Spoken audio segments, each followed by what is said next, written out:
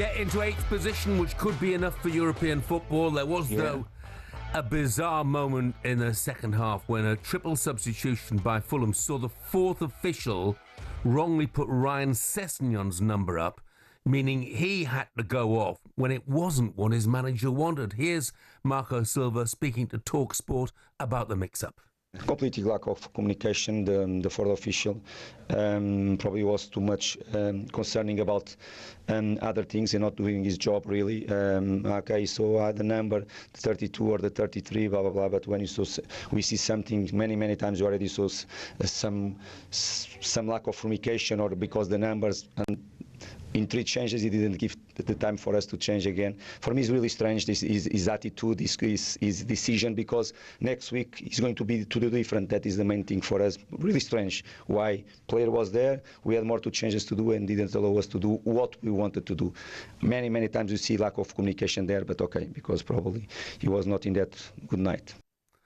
Well, it was bonkers, wasn't it, Ali? What was know? it? I mean, I've got to be honest, Jeff. I've got to be honest. I couldn't really get it. I didn't understand.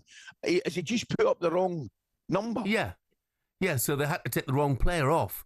I mean, football's come to Can they not just change that? No. Well, I'll tell you what. Former Premier League referee Dermot Gallagher was on the Sports Bar last night, and he tried his best to explain the shambles. So what they've done, they've put the wrong number up, haven't they? The guy who's written the card for the fourth official has put the wrong number on it. Sessegnon's gone off. The players come on, so the substitution's complete. And the game kicked off, because that's important, right? The game has kicked off.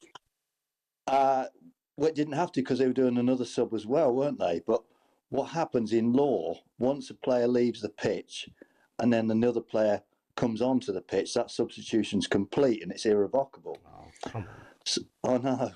I know. It's just how it is. And sometimes, as I said this morning about one of the, there was a handball where somebody scored and they're like, oh, it's not very nice, Dermot. And I said, well, as referees, seriously both, some things we just don't like, but you're hamstrung. You've just got to do it. You can't pick and choose.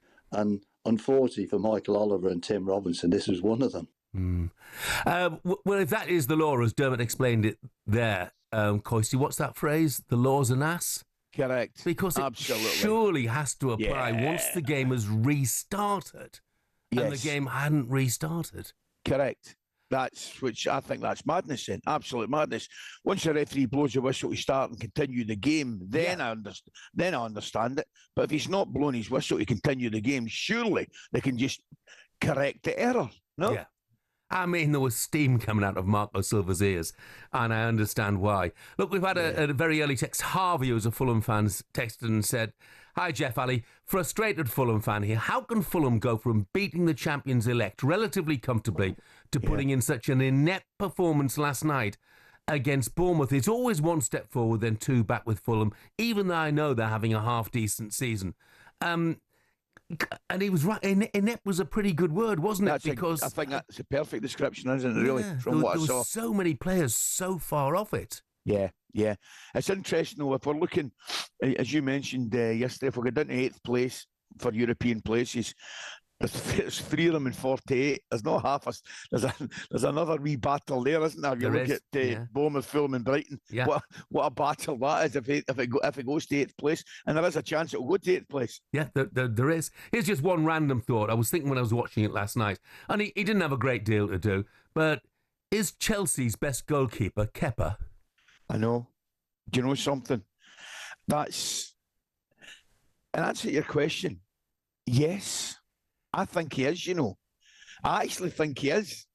I mean, as daft as it sounds, I think it's a brilliant question. And the more I think about it, he probably is.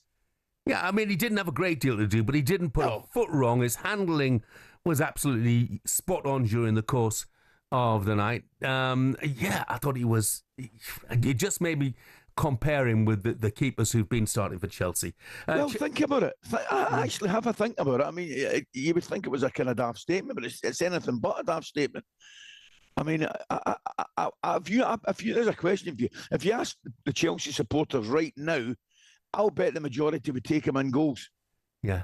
Yeah, absolutely. By the way, Pompey Adam has just been on and said about that substitution. He said it's the most ridiculous thing I've ever heard. What happens if the fourth official accidentally puts up the number 1? Off goes the goalkeeper in error. Yeah. You know, it's never going to get to that, but still. Quick thought, Champions League. Obviously, we're going to talk a great deal about it today. Quarterfinals continue. Villa, PSG. I would love to see the Villa do it. However, I've not seen anything from PSG other than to suggest they'll be a hard nut to crack, Jeff. And, you know, in a lot of people's eyes, they're favourites to win the tournament. It would be one of Villa's greatest, I think, one of the greatest ever results if they could overturn that. I really do. I think at 2-1, you know, they were in the game still. They're still in the game. But I think PSG will score, Jeff. I really, really do. I just, as I say, I was at both games. I saw them, and I know they beat Liverpool. I know Harvey Elliott scored, but I saw them absolutely play Liverpool off the pitch, and they did the exact same with Villa last week. And I think it will just take a monumental performance for them to turn that around.